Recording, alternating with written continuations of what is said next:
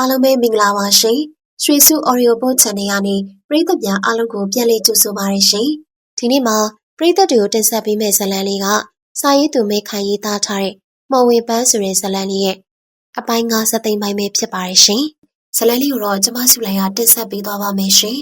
။သူ့ကလေးကိုသူ့ဘာသာသူစားဖြစ်တယ်လို့ပြောကြတာပဲ။အသေးလေးမွေးတာပါဟဲ့။ဘယ်ရောက်သေးရမလဲ။မပူကြွရချီစားဆုံးဖြစ်နေတဲ့ဟောင်း။ချီစားဆုံးဟုတ်လား။အဲ့ဒါဘာလဲ။နှွေးဦးကိုရှင်းပြပါလား။ငကိုရဲကပြောချင်နေကြသူတွေဟာနှွေဦးကအဲ့လိုစကားလှမ်းထောက်တဲ့အခါမှာသူ့ထက်ကဥအောင်ပြောနိုင်ရင်အာယူကြရပြန်တယ်။ရွာသူတွေမဟုတ်လားမသိ။အေးလာရောအေးပူရောနဲ့အေးပါယူသားကြတယ်။စုံထဲမှာအနှိမ့်ဆုံးမော့မြို့သူလေးရဲ့ချီစားဆုံးဟိုးအေးရဆိုရင်စုံမတွေထမင်းချက်ထားရင်မစားရဘူး။ဘာလို့လဲမအေးလား။ဘာဖြစ်ရမှာလဲ။စုံမများဟင်းချက်ကောင်းမှကောင်း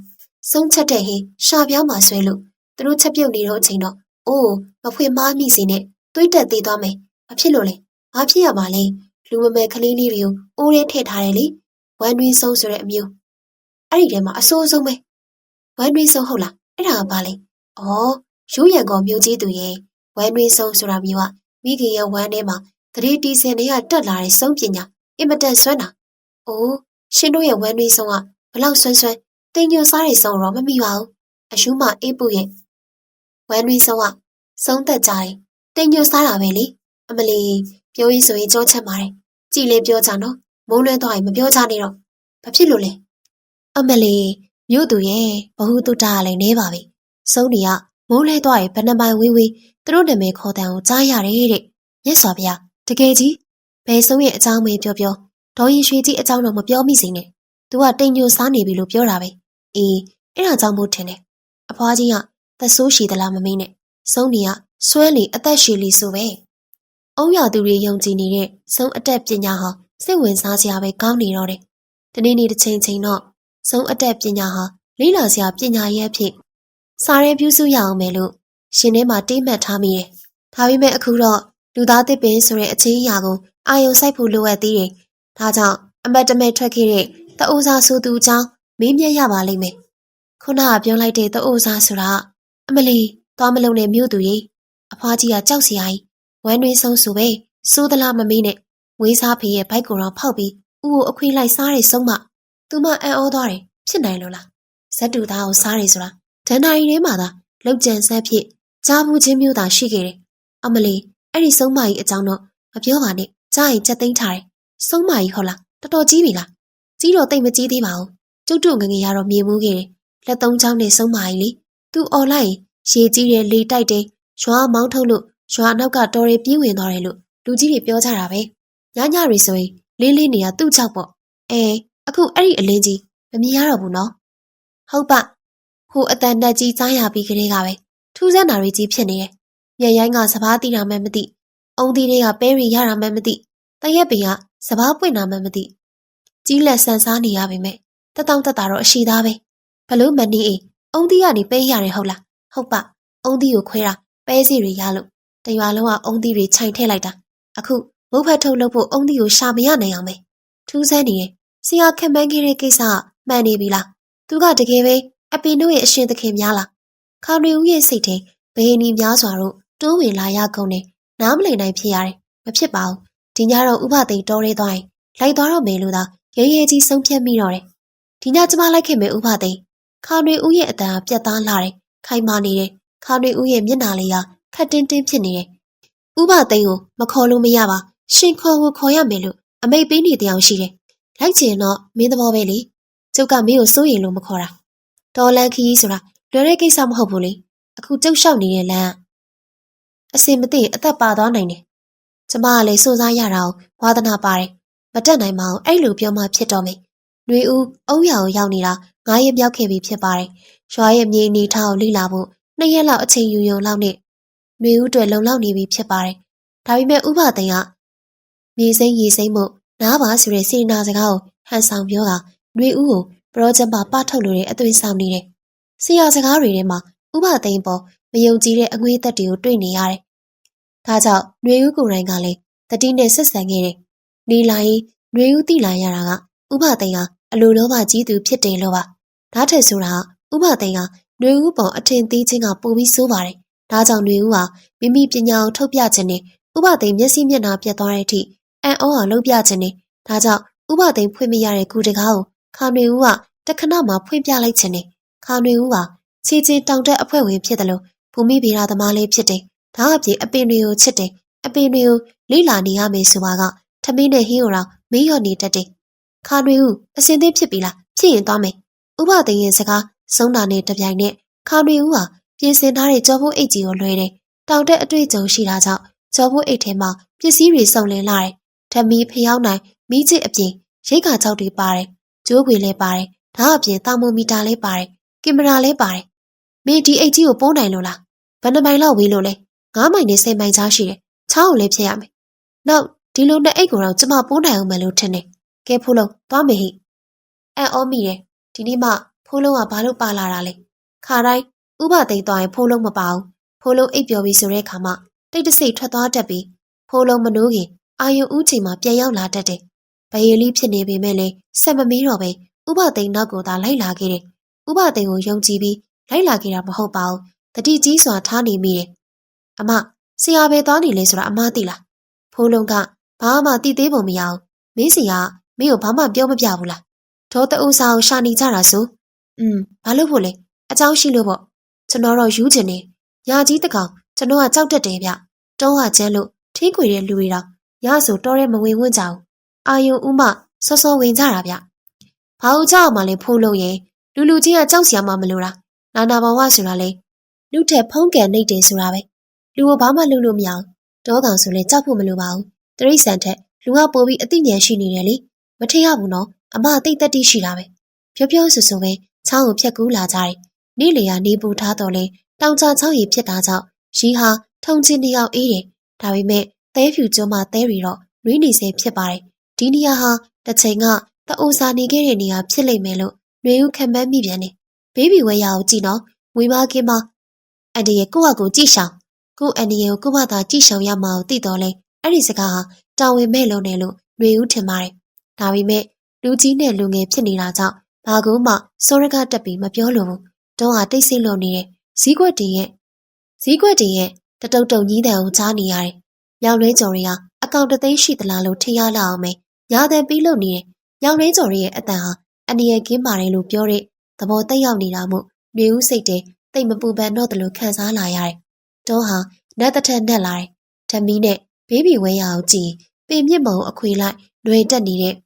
ဘဲလိန်ဘဲနွယ်ပင်တွေကိုတွေ့ရပါတယ်။ခါနှွေဦးဟာကိုတတိပေးမိတယ်။ဘဲလိန်တစ်တွေရှိတဲ့တောဟာကျန်းတယ်လို့မှတ်သားဖို့တယ်။နှွေဦးရဲ့တောအတွေ့အကြုံဟာတတော်နှစ်တော်မရတော့ဘူး။အပင်တွေကဖြောက်ပြီးတော့တဒန်းနဲ့ရှည်တဲ့လောက်ဖျားပင်တွေဖြစ်ပါတယ်။နှွေဦးမှန်းတာမလွဲဘူးဆိုရင်ဒီတောမှာဆေးဘက်ဝင်ကမုံမီများစွာရှိနိုင်တယ်။ဝုံတွေလည်းရှိနိုင်တယ်။တန်ရှည်ဆွဲပြီးအော်နေတဲ့ခွေးအားတွေအတန်အားလည်းခက်လက်လက်စီမှာကြားနေရတယ်။ခွေးအားတို့မြည်သည်တောထဲမှာအုပ်စုလိုက်ကျင်းလေချက်စားကြကုန်တယ်။ခွေးအားတွေကလည်းလူဝဝေးမှရှောင်တယ်လို့လူတွေကလည်းခွေးအားအုပ်ကြီးနဲ့မတိုးစီဖို့ဆူတောင်းကြရတယ်။ကောင်းကင်မှာကျဲရောင်စုံနေဟာနှွေဦးတို့ကိုလိုက်ကြည့်နေသလားတဖြိုးဖြိုးတစ်ဖြက်ဖြက်တောက်ပလို့နေတယ်။ကဲဒီမှာခဏနားရအောင်နားလို့ဖြစ်မယ်မထင်ဘူးဒီနားမှာမှုံနဲ့ရတယ်ဝင်းအန်ဒီရဲ့ရှိနိုင်တယ်မင်းကငါ့ထက်တော့ကိုပိုသိချင်နေသေးလို့လားရှေ့မှာဘာရေးအိမ်မှမရှိဘူးဒီမှာရေးခက်ရမယ်တညာလုံးရှောက်ရအောင်မယ်ခီကအသွားပြန်မိုင်းနဲ့ဆင်းလောက်ရှိတယ်ကွာနားလေလားဒီစကားကိုနှွေဦးမနစ်သက်တော့လဲပြန်မပြောတာလို့ရှင်ကုန်နှုတ်ပိတ်နေလိုက်ရတယ်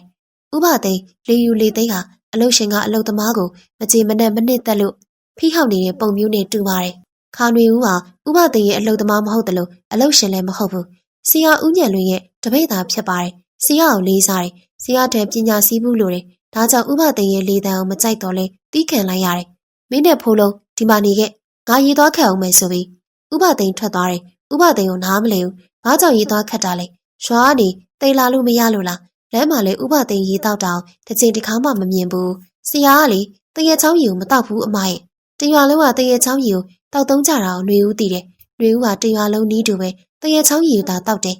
ချောင်းရီဆိုပေမဲ့လေချောင်းတစ်ဘေးမှာသဲတွင်တူးထားတဲ့တန့်ရှင်းတဲ့ရေဖြစ်ပါတယ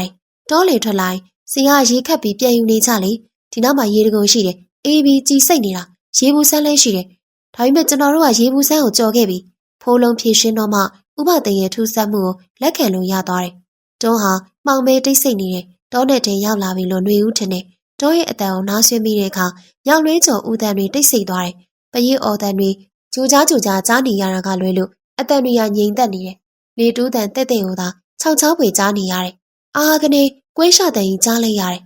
ဒါဥပဒေရဲ့အတန်ဖြစ်မယ်ဘာဖြစ်ပြီလဲအမဒီမှာခဏနေခဲ့ကျွန်တော်သွားကြည့်မယ်အာကနေထပ်မံကြားရပြန်တယ်ဒုတိယကြိမ်ထွက်ပေါ်လာတဲ့အတန်မှာနာကျင်လို့မချီးမဆန့်အော်တဲ့တန်ဖြစ်ပါတယ်ဖိုးလုံးဟာတပည့်ကောင်းပြီးသားလာတယ်စီးရအော်တန်ကိုကြားတဲ့အခါမိန်းကလေးတစ်ယောက်တည်းတော်ထဲမှာခြံထားမိပါလားဆိုတဲ့အသည့်မျိုးခေါင်းထဲဝင်မလာတော့ဘူး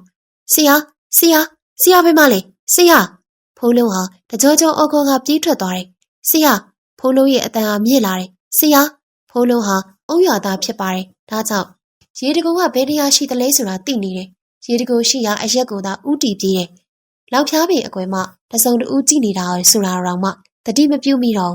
ဥပသိမ်ဖြစ်ပါတယ်ဥပသိမ်ကကောက်ကျစ်စွာပြုံးနေတယ်မိမငယ်လေးကိုမှလူယုံအဖြစ်လွတ်ချင်တဲ့ဥညံလွင်တစ်သက်လုံးနှောင်တရသွားစီရမယ်နေနေဥမော်ခါတွေဦးရဲ့မင်းအခုရှိနေတဲ့နေရာဘယ်လိန်ကျိုးဝိုင်းနေမှာ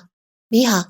ဘယ်လိန်တွေကျိုးကိုနင်းမိမှာအေးကံပဲမင်းဒီတစ်သက်အဲ့ဒီတော်တွေကထွက်လာနိုင်မှာမဟုတ်တော့ငါစိတ်မကောင်းပါဘူးတော်ထဲမှာမင်းကကြားစာပဲမိမလားလက်ဒစာပဲဖြစ်သွားမလား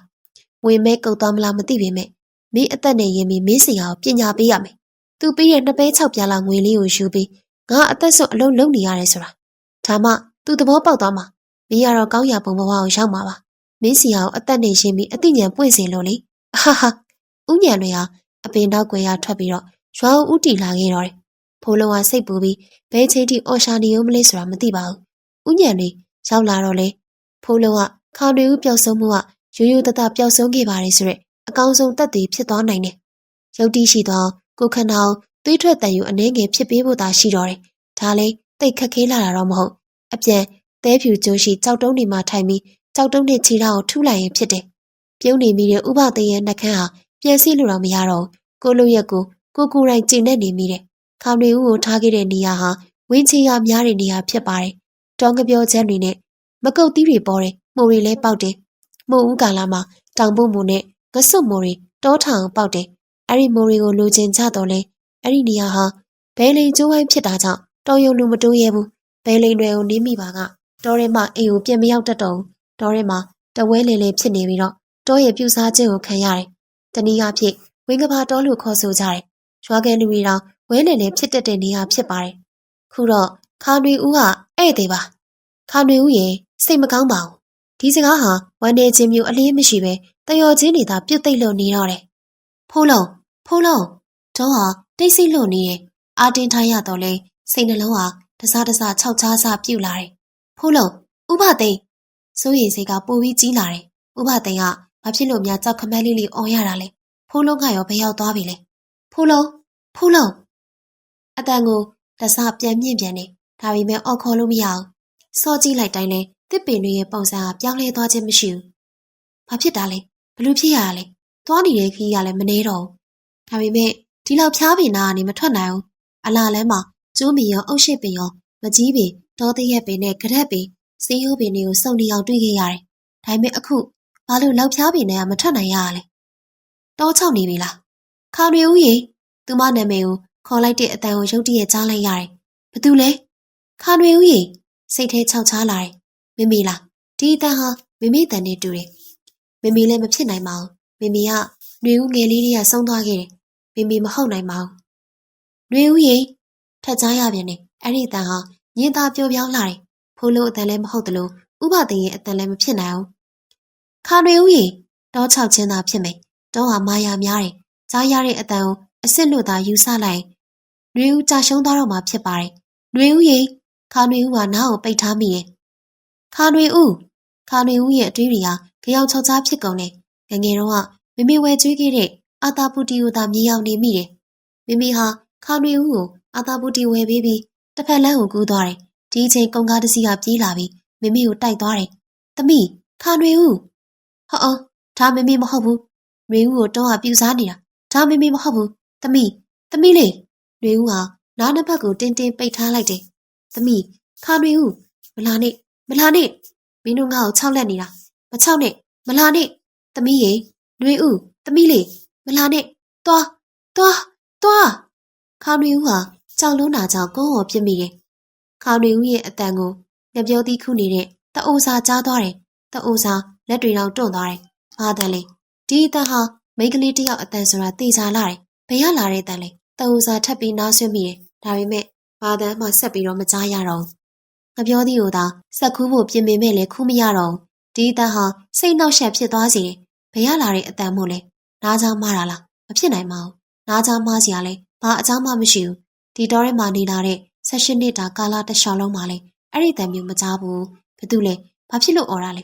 မိန်းကလေးတယောက်ရဲ့အတန်ဆိုတာကိုသိလိုက်တယ်။ဒီလိုတော့ကြီးထဲမှာဘာလို့များမိန်းကလေးတယောက်ရဲ့အတန်ကိုကြားရတာလဲဘာဖြစ်လို့လဲမိခိုးနေရရားလုံးနေတာကြောင့်ကပြောတိတောင်ဆက်ခုလို့မရတော့ဘူး။တစ်ချိန်တော့ရွာသားတွေလိုက်ပြီးထွက်ပြေးရတဲ့ညအောင်မြေအောင်မိတယ်။လက်သားလေးပါသာမရှိခဲ့ပါအထီးကျန်ဆန်ပြီးကြောက်လန့်နေလိမ့်မယ်။အားငယ်စိမ့်နဲ့ကုအဆုံးစီရင်မှုစူးစမ်းပါလိမ့်မယ်။မိမသားတွေကအားငယ်တဲ့အချိန်မှာတေးဖို့မကြောက်တတ်ကြဘူးဆိုတာတအိုးစားသားအတိဆုံးဖြစ်ပါတယ်။အခုကြားလဲရတဲ့အတန်ဟာမိန်းကလေးတဦးရဲ့အတန်ဖြစ်ပါတယ်။တောထဲမှာဖြစ်ပါတယ်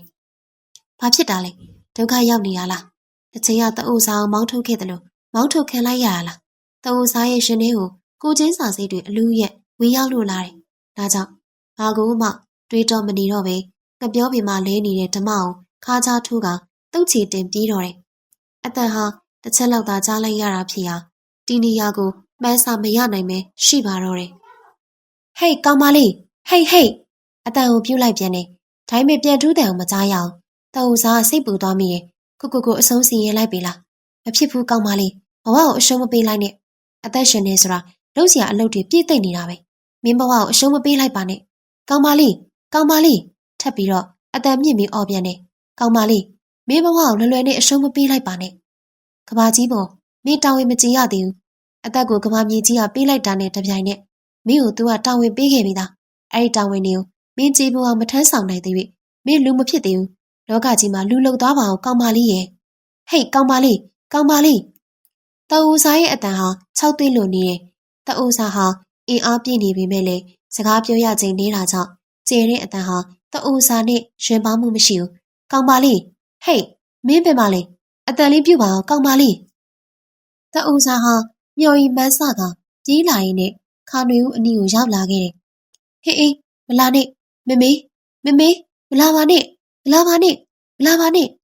လူရိတ်တံကိုမြင်လိုက်ရတဲ့အခါခါနွေဦးဟာစိတ်ကိုလျှော့ချပြစ်လိုက်တယ်။ဟေးတအူစားဟာဘာပြောလို့ပြောရမှန်းမသိဘူး။မိမိကိုမြင်တာနဲ့တပြိုင်နက်ခွေချသွားတဲ့မိန်းကလေးကိုသာနားမလည်နိုင်အောင်ဖြစ်နေတယ်။တအူစားဟာအဲ့ဒီမိန်းကလေးနာကိုသွားမေးပြုတ်ပြီးမှပဝင်းကျင်ကိုတတိပြုတ်မိလိုက်တယ်။ဘယ်လိန်ကျိုးဝိုင်းမှာဖြစ်ပါတယ်။လောက်ဖျားပင်များဟာသုံးပွင့်ဆိုင်ပေါက်နေတယ်။ဒီလောက်ဖျား3ပေလုံးမှာဧကရစ်နွယ်ပင်တွေဘယ်မှလိန်တက်နေတယ်။တောကြောင်ကျွမ်းကျင်တဲ့တအူစားဟာအပင်ချောင်းလေးသိနေတယ်။ဒါကြောင့်ဘယ်လိန်ကျိုးဝိုင်းကိုဘယ်လိုရှောင်လွှဲရမလဲဆိုတာသိတယ်။ဒါကြောင့်တအူစားဟာအဲ့ဒီကျိုးဝိုင်းထံကိုနောက်ဆုတ်ပြီးဝင်သွားတယ်။ပြီးနောက်မိန်းကလေးကိုနောက်ပြန်ပွေ့ချီလိုက်တယ်။ဟေးကောင်မလေးမမေသမီးကိုမထားခဲ့ပါနဲ့မမေသမီးခါနွေဦးပါမမေပဲသမီးကိုချစ်တယ်ဆိုမထားခဲ့ပါနဲ့မမေရဲ့မမေ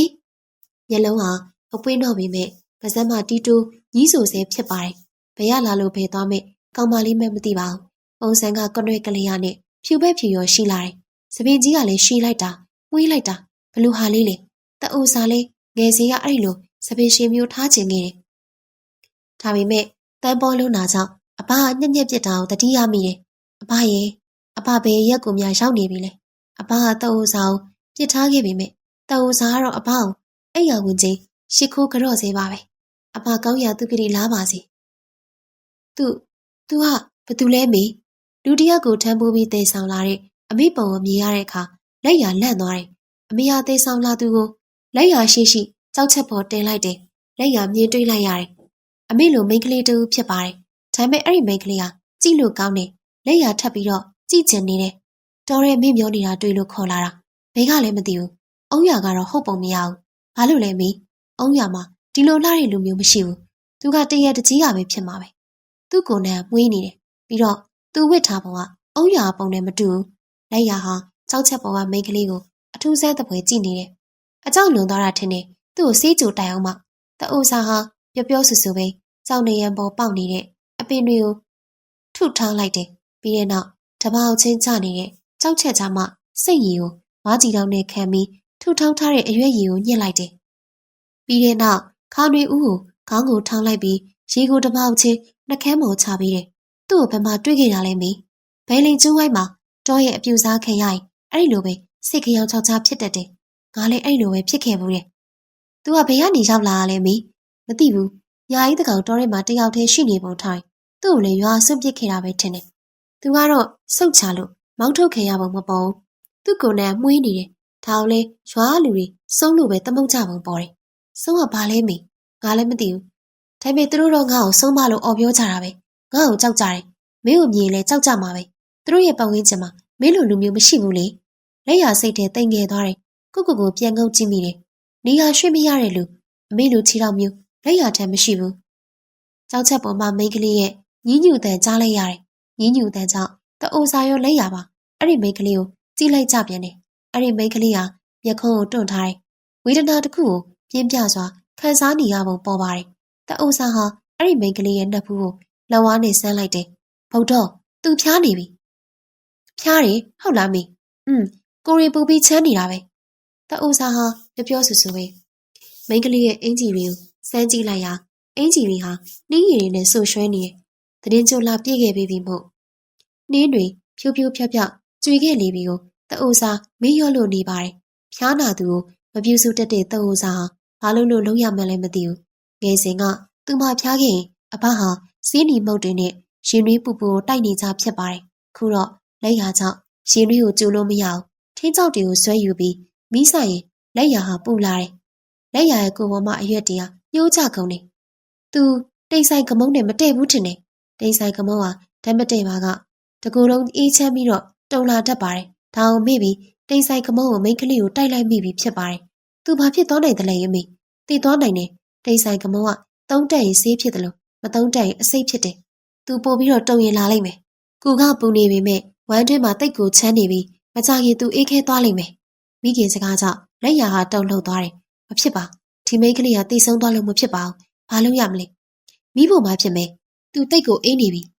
။သူ့ကိုယ်ရီကပူနေပြန်နေ။ငါတော့သူ့ကိုတတ်လိုက်မိပြီထင်တယ်။ကျွန်တော်သူ့ကိုဆဲကြည့်လို့ရမလားမေ။လက်ရစကားကြောင့်တအူစာအံ့ဩသွားတယ်။လက်ရကိုမယုံနိုင်စွာစိုက်ကြည့်တယ်။လက်ရ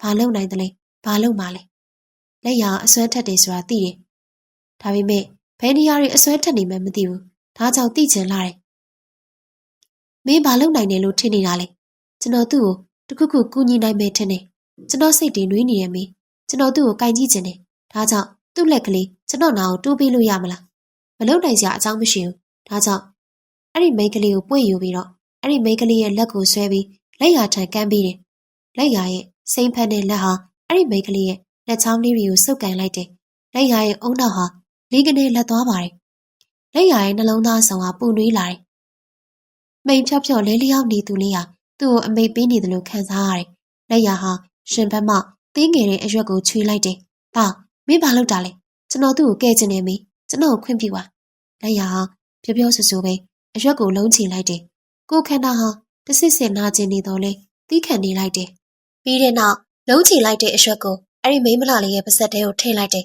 ။ဒါမင်းမလုပ်တာလဲ။ဒီရွက်တွေမရှိတော့ရင်ဒီလောကထဲမှာမင်းရှင်သန်နိုင်ဦးမယ်လို့ထင်သလား။ဒီတရွက်ချွေလိုက်တာနဲ့ကျွန်တော်ဟာတည်မသွားနိုင်မိမယ်။သူတော့မတူဘူးမေ။သူတည်သွားလိမ့်မယ်။ကျွန်တော်ရှေ့သူတည်သွားမအောင်ကျွန်တော်မကြည့်ရဘူး။သူတယောက်တည်သွားရုံနဲ့ကဘာမြေကြီးကဘာမှဖြစ်မသွားနိုင်ဘူး။မင်းမရှိလို့မရအောင်။မင်းရတာကဘာမြေကြီးကိုကဲ့တင်နိုင်စေမဲ့လူမဲသားမင်းတည်လို့မဖြစ်ဘူး။ကျွန်တော်ဘာမှမဖြစ်ပါအောင်မေ။ဒီတရွက်ပြုတ်သွားပြီမဲ့နောက်ထပ်အရွက်တွေထွက်လာအောင်ပါပါ။အမေတတိထားမိသလား။ကျွန်တော်တစ်ချိန်ရှိလိုက်အရွက်တရွက်တိုးလာတယ်လေ။မှန်ပါတယ်။လက်ရတတိထားမိတယ်လို့ပဲ။တအူစားလဲတတိထားမိတယ်။တရင်အင်းနဲ့အော်ကြီးနေတဲ့မိန်းကလေးဟာရုပ်ချီးဆိုသလိုထထိုင်လာတယ်။နှွေဦးဘယ်ကိုရောက်နေရလဲ။ကြောက်အားလက်အားမီးမိတယ်။ရောက်နေတဲ့နေရာကိုမှောင်မဲနေတယ်။ဘေးဘီဝဲရကိုအကဲခတ်လိုက်တဲ့အခါကြောက်ကူကြီးတစ်ခုဖြစ်နေမှသိရတယ်။နှွေဦးနားမလည်နိုင်တော့ဘူး။ဘာတွေဖြစ်ကုန်တာလဲ။ဘာတွေဖြစ်နေရလဲ။ဘယ်ကိုရောက်နေတာလဲ။နှွေပင်နေချောင်းမှာသူမတတိမေ့သွားခဲ့တယ်ဆိုတ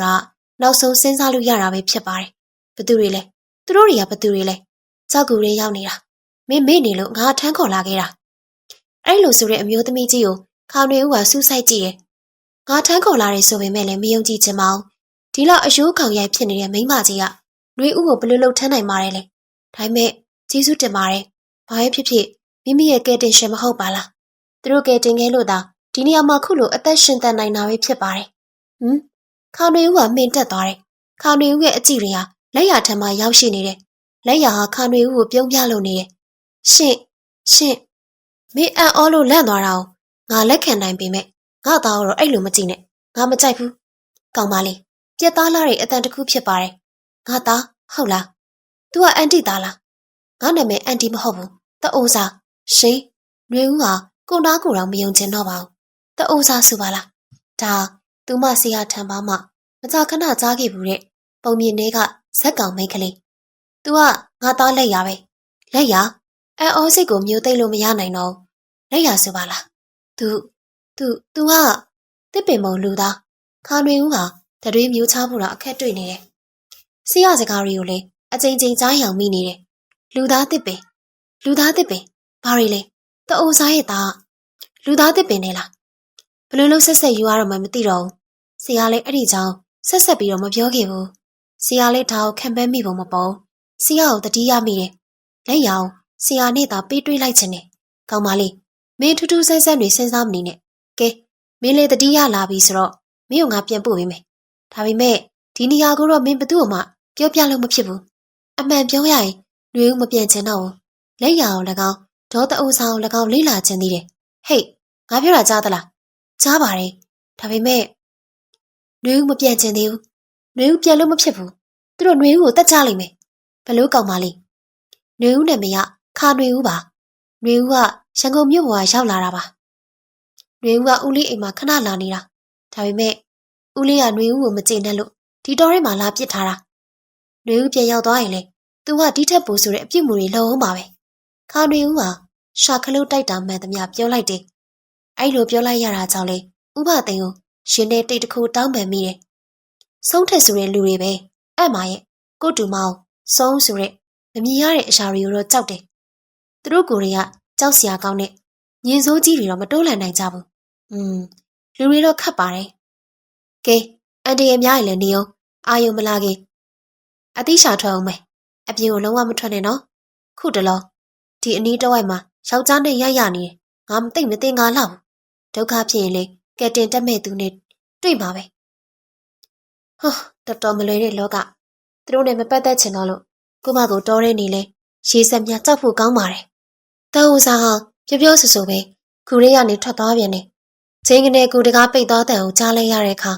ခေါင်းတွေဥရင်နဲ့ထိတ်ခနဲဖြစ်သွားတယ်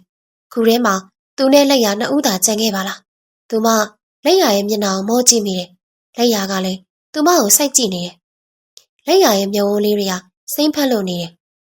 လက်ဖူးကြောလေးတွေကိုလည်းအစိမ်းရောင်အသားရည်ပေါ်ထင်းလင်းလို့မြင်နေရတယ်လက်ရဟာသူမကိုစိုက်ကြည့်နေတယ်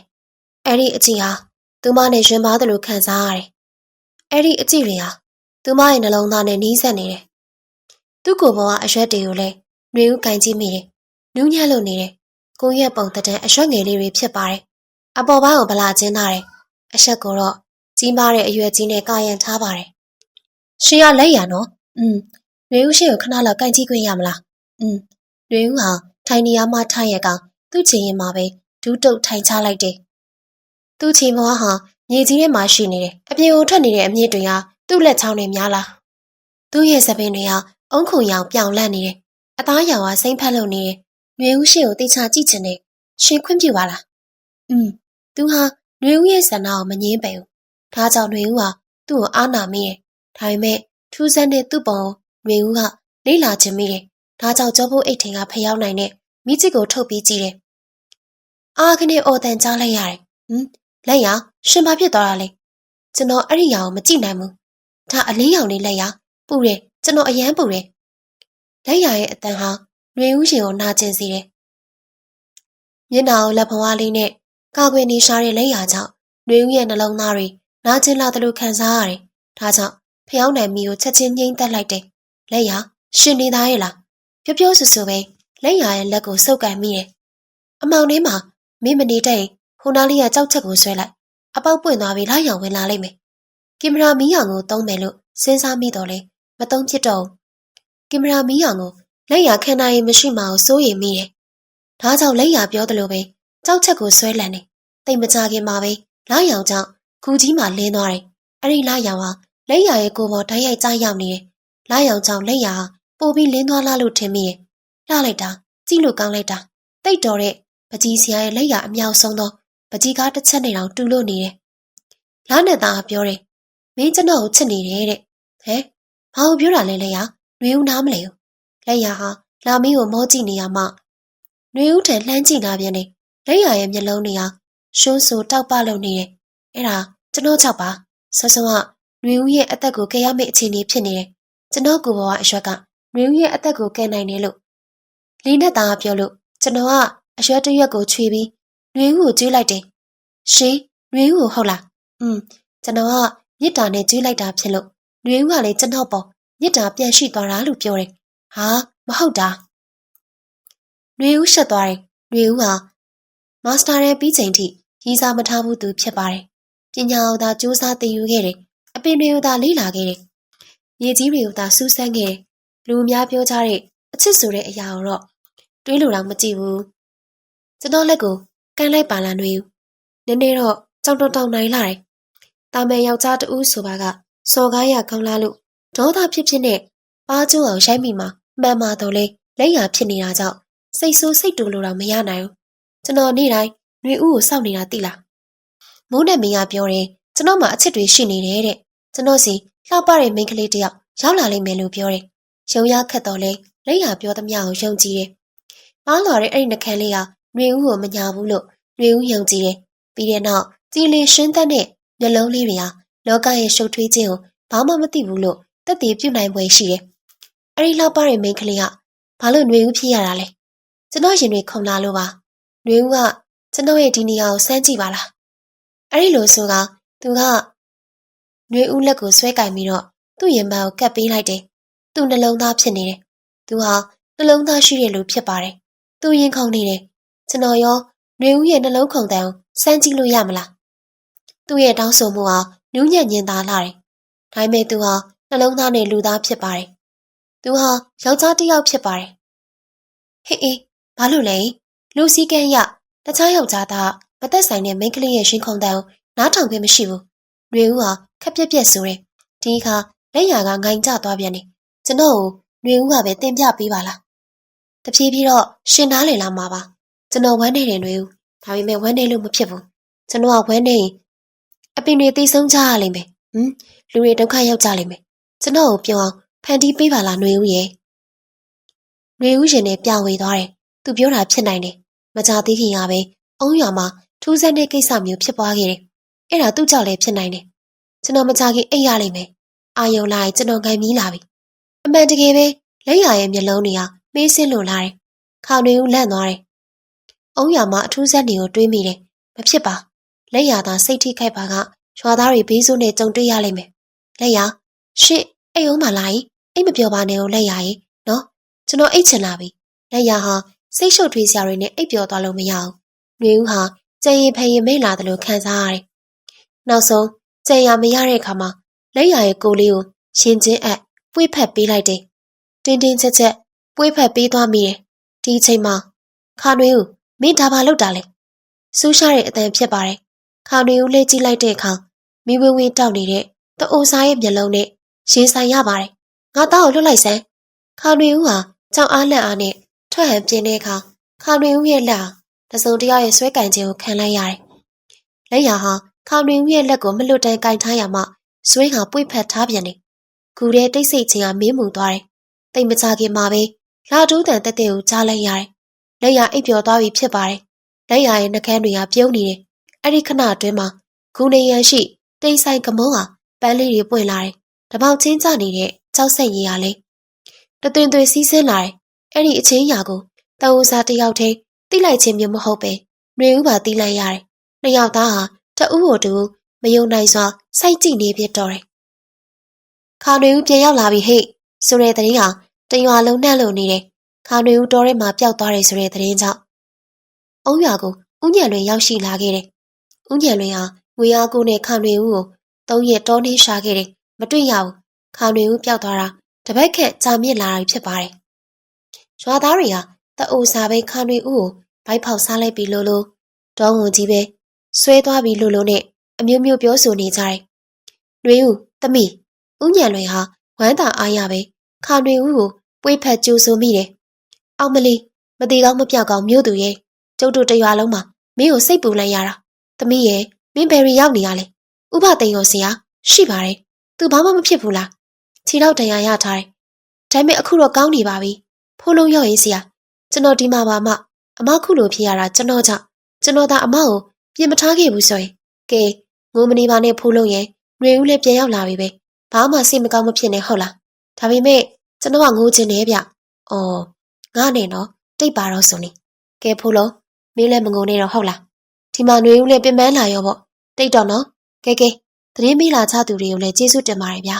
ခုတော့နှွေဦးကပြင်ပန်းနေပြီမို့ကျုပ်တို့နားဝင်ပြူလိုက်ရအောင်ရွာလူကြီးဦးအောင်မြင့်ကဆိုတဲ့အခါမှာအုံဖွဲ့နေတဲ့ရွာသားတွေဟာမိကိုရင်းနဲ့ညှိလိုက်တယ်လို့တိတ်ဆိတ်သွားတယ်။ရွာသားတွေအရှူရှူပြန်သွားပြီးချိန်မှာဥပသိမ်ဟာအခန်းထဲမှာထွန်နေထွက်လာတယ်။နှွေဦးရဲ့မတိကောင်းမပြောက်ကောင်းတို့မှတောနေရှာလိုက်ရတာ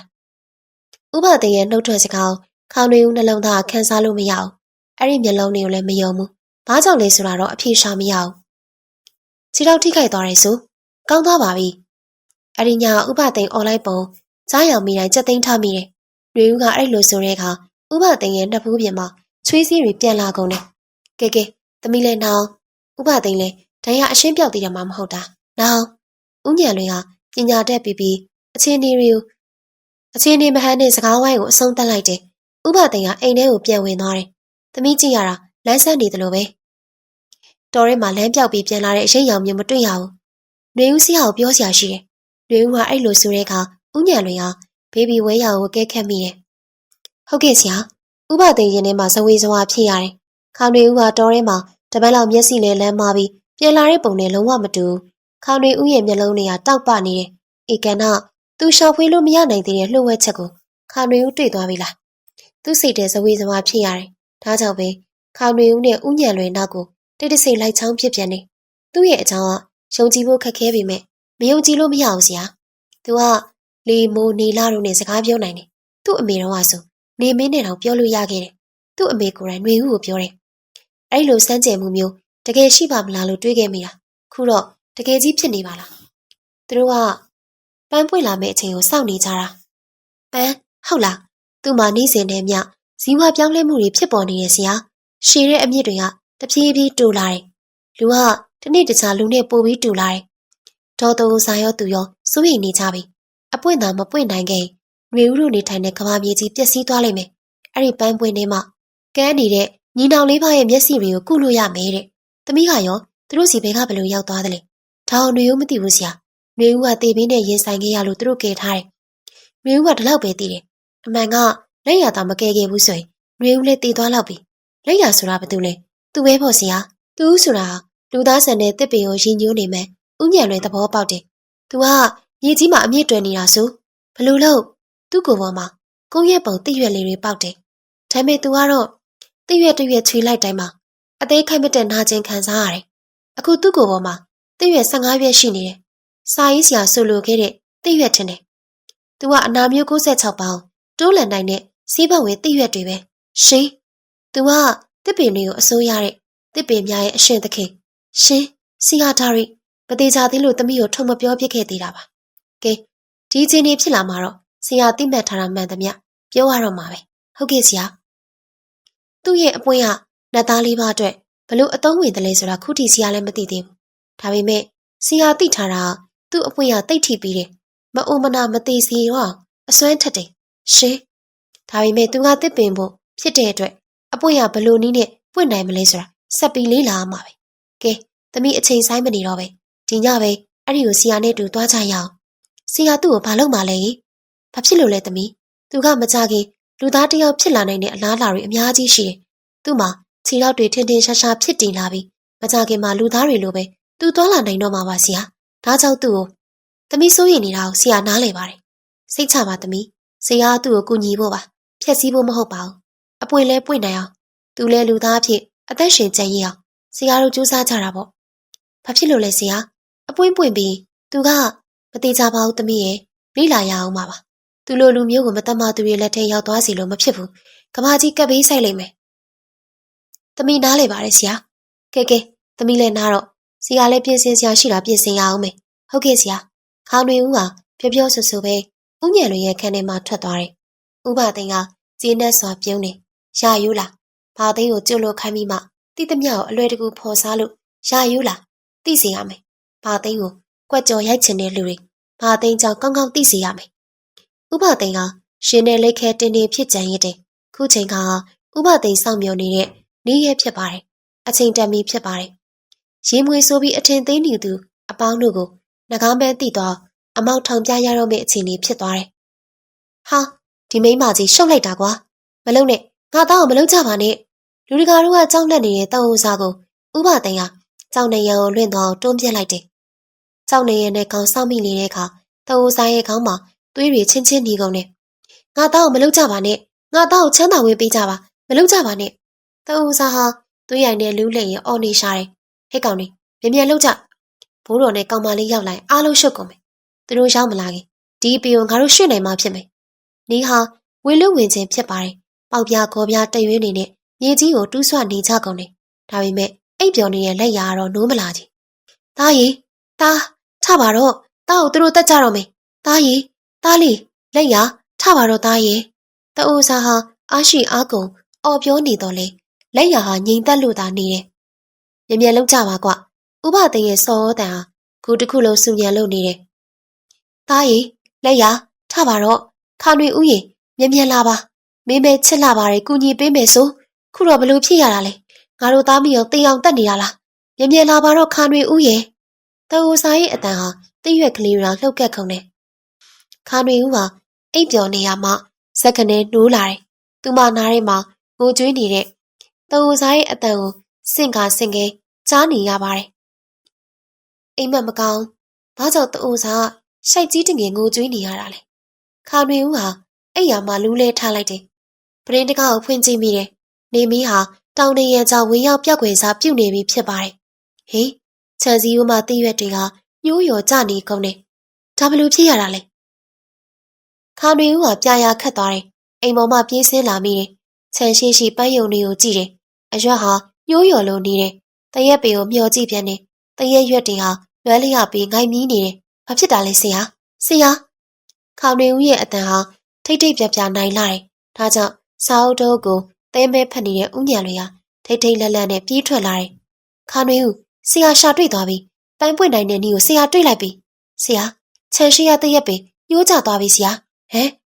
နေပူရှိန်ကြောက်တော့မဖြစ်နိုင်ဘူးဆရာအရွက်တွေကအချိန်နေတော်တော်ဆိုးနေတယ်ခေါင်တွေဦးရဲ့စကားကြောင့်ဦးညံတွေဟာစိုးရင်ကြီးစွာပဲပြေးဆင်းလာခဲ့တယ်စပယ်ရောင်လေးတွေကညှိုးကျနေတယ်တရက်ပင်တွေကလည်း6သွေးစားပြုတ်လာတယ်မျက်ပင်တွေကလည်းအာရင်ကုန်ခန်းနေပြီဖြစ်ပါတယ်မျက်တဆုပ်ကိုဆွဲနှုတ်ကဦးညံတွေစူးစိုက်ကြည့်တယ်ပြီးတဲ့နောက်ခေါင်တွေဦးထံကိုအစောတလင်းလှည့်ကြည့်ပြီးဆိုတယ်ပစ္စည်းတွေမြန်သွားယူဆရာတို့ခုပဲတော်ရဲလိုက်ကြရအောင်ခေါင်တွေဦးထိတ်လန့်မိတယ်ဘာယူလို့ယူရမှန်းလဲမသိတော့ဘူးလက်ရဘာမှမဖြစ်ပါစေနဲ့အပင်ညှိုးခြင်းဟာလက်ရနဲ့မသက်ဆိုင်ပါစေနဲ့လို့သာရင်ထဲအထက်ဆူတောင်းနေမိတော့တယ်ခေါင်တွေဦးတောင်းနေစုကိုလောကနမင်းကြီးဟာလစ်လူရှုလိုက်ပြန်ပါတယ်ခုထဲကိုပြန်ရောက်သွားတဲ့အခါသွေးရည်နဲ့လဲနေတဲ့တအိုစားသားမရှုမလားစီးကြိုလိုနေတယ်တအိုစားခါတွေဦးလားဖြစ်ရလေတအိုစားရဲ့လက်ရရောကြီးဟိုလူတွေသူ့ကိုခေါ်သွားကြပြီတားကိုကဲပါခါတွေဦးရဲ့သူသားတစ်ခုခုဖြစ်ခဲ့ကဘာကြီးကပ်ပေးဆိုင်ရလိမ့်မယ်သူ့ကိုကဲပါတားကိုကဲပါနော်တအိုစားဖြစ်မဖြစ်ရလေတအိုစားရဲ့တအိုစားအဲ့ဒါနှွေဦးအဖြစ်ပါနှွေဦးကြောက်ပါလာသမီးမြန်သွားရအောင်တအိုစားတော့နောက်မှတိတိကျကျတကြူကြတာပေါ့အခုလက်ရနောက်လိုက်ကြရအောင်လက်ရမှာအန္တရာယ်ရှိနေတယ်ဆရာတို့ရဲ့စကားကိုမသိန်းကြားသွားပုံရတယ်သမီးတတိထားမိလားဆရာတို့အိမ်ကထွက်လာတဲ့ချိန်အိမ်မှာဖိုးလုံးရောကိုမသိန်းမှမရှိကြဘူးလူရုံမှာကဲလာလက်ရနောက်လိုက်ရအောင်ဒီမြေမုတ်တွေကိုကြည့်ရပုံရအမြစ်ကိုတူးလန့်သွားပုံရတယ်သူတို့ဝေးမရောက်နိုင်သေးပါဘူးဘာအကြံစီနဲ့ဒီလိုရှုံးပါရတာလဲကိုမသိန်းကလောဘသားကောင်ပဲအပေကိုရွှေ့ဆိုင်မလို့နေမှာပေါ့အပွေကိုသူ့ပိုင်ချင်လို့ပဲဖြစ်မယ်ဒီလူတော့မှားတော့မယ်အကုန်ဒုက္ခရောက်ကုန်တော့မယ်ဇီးကအတန်းကြောင့်အန်ဒီရဲ့ဟာတိတ်ကိုကြီးမားနေပြီဆိုတာသိလိုက်တယ်အပေရဲ့တက်တန်းက18နှစ်ကျော်ပြီနော်သမီးဟုတ်ကဲ့ဆရာကံကောင်းခြင်းပဲဖြစ်လာမလားစိုးပဲစိုးသွားမလားဆိုတာစောင့်ကြည့်ရမှာပဲဆရာတအိုစားအောင် 9 ရက်လောက်နေခဲ့ဘူးတော့လေတန်ရိုးစီကအမြင့်တက်လျက်ရှိတယ်။ဒါကြောင့်ဝိညာဉ်မဲ့နေတဲ့တဝိုစားကိုပြင်မထားနိုင်ပြန်မအောင်။ဒါအောင်သိတဲ့ဥညံတွေဟာအသက်မဲ့ခန္ဓာကိုယ်ပွေ့ချီပြီးကြောက်ချက်ပေါ်တင်လိုက်တယ်။ပြီးတဲ့နောက်ဂူထဲမှထွက်လာခဲ့တယ်။ထူးဆန်းစွာပဲသူတို့အပြင်ကိုရောက်သွားတာနဲ့တပြိုင်နက်ကြောက်ချက်လွှာကြီးကပြန်ပိတ်သွားတယ်။နေ့စဉ်မိုးဟာတဲထန်စွာရွာတိုးလာတယ်။လေတိုးတန်ကလည်းတိုးတိုးညင်သာနေရာမှဆူညံလာတယ်။ဆရာသမီးသူတို့ဒီလမ်းကြောင်းကိုသွားလိုက်ပုံရတယ်။ဒီမှာမြေသားမုတ်တွေရှိနေတယ်။လေးနဲ့မိုးဟာရုတ်တရက်ဆိုသလိုပဲတဲတဲထန်ထန်ချလာတယ်။လေရောမိုးရောပါလာတဲ့အခါပူလောင်နေတဲ့ခါနွေဦးရှင်ဟာငိမ့်ချမ်းသွားသလိုခံစားရတယ်။လေးနဲ့မိုးဟာလက်ရရဲ့မိတ်ဆွေဖြစ်ပန်းကိုခါနွေဦးကောင်းစွာသိတယ်။ဆရာဘုံတိုင်းတွေတိုက်တော့မယ်။မြင်မြင်လိုက်မှဖြစ်မယ်သမီး။လေးနဲ့မိုးဆိုတာခကြီးကိုတားနိုင်မယ်။လူတွေကိုပဲတားနိုင်မယ်။လက်ရရဲ့အသက်ကိုမကယ်နိုင်ဘူး။ဆေးရစကားကြောင့်ခါနွေဦးစိတ်ပူသွားတယ်။အပင်တို့မြင်သည်မြေကြီးနဲ့ချာချာဝေးကွာလို့မရပါဘူး။ဒီကြားတဲ့အမြင့်တွေကိုခုတ်ဖြတ်ခံထားရတယ်ဆိုတာကူထဲမှာခါနွေဦးမျက်စိနဲ့အတီးပြုတ်ခဲ့ပြီးဖြစ်ပါတယ်။လက်ရခါနွေဦးဟာအတန်ကောအော်ဟစ်လိုက်မိတယ်။အဲ့ဒီအော်တန်ကြောင့်လက်ရရဲ့မျက်လုံးနှလုံးဟာပွင့်လာတယ်။လက်ရရဲ့လက်တွေကလှုပ်ရှားလို့မရဘူး။ကျိုးနဲ့တုံနှောင်ခံထားရတယ်။မိုးတန်ရောလေတန်မှာတဝဝဆူညံလို့နေတယ်။တိုက်ခက်လိုက်ကြစမ်းပါတိုက်ခက်ပေးကြစမ်းပါရှင်ထဲမှာသာအတန်တိတ်ဆူတောင်းနေမိတော့လေနှုတ်ဖျားမလုံနိုင်ဘူးလက်ရခါနွေဦးရဲ့အတန်ကိုပြက်ပြက်တသားကြားနေရတော့လေပြန်ထူးကိုမစွမ်းဆောင်နိုင်ဘူးလေဟာအဆက်မပြတ်တိုက်ခတ်လာတယ်ဒါကြောင့်ဒေါ်ရင်ရှိတစ်ပင်ကြီးတွေပါလဲပြူကုန်တယ်လက်ရခါနွေဦးရဲ့ငိုတန်ကိုကြားနေရတယ်သူလည်းမောပန်းလာပါပြီသူ့ကိုလွှတ်ပေးကြပါတော့သူ့ကိုမှားထားတဲ့လူတူဦးကိုတစ်ပင်ဖိလိုက်တယ်ဟေးမောင်တောင်ဖုံးလုံးရဲ့အော်တန်ဟာမိုးတန်လေတန်နေနဲ့နှောပြီးတော့ထွက်ပေါ်လာတယ်။ဒီတစ်ခါသာကိစ္စပြီးလို့တော့မင်းတို့အားလုံးမြို့ပေါ်ရောက်မှာကွချမ်းသာပြီ။ဥပသိမ်းမဲဆွဲခဲ့တဲ့အတန်တွေဟာခုချိန်ထိနားရရမထွက်။လေဟာအစမတန်တိုက်ခတ်လာတယ်။ဒါကြောင့်လက်ရအောင်မှားထားသူတွေဟာလက်ရအောင်လွတ်ချကလက်လန်းမီယာတစ်ပင်ကြီးတွေကိုဆွဲထားကြတော့တယ်။ဥပသိမ်းနဲ့အပေါင်းပါငါးဦးဖွဲ့ဟာကစင်ကလေးအားဖြစ်ကုန်ကြတယ်။လေဟာကြမ်းတမ်းလှပါတယ်။ကြီးမားတဲ့လေပွေကြီးဟာဥပသိမ်းနဲ့လူအားလုံးကိုစုပ်ယူခေါ်ဆောင်သွားတယ်။လေဟာတဖြည်းဖြည်းငြိမ်ကျသွားတယ်။လက်ရ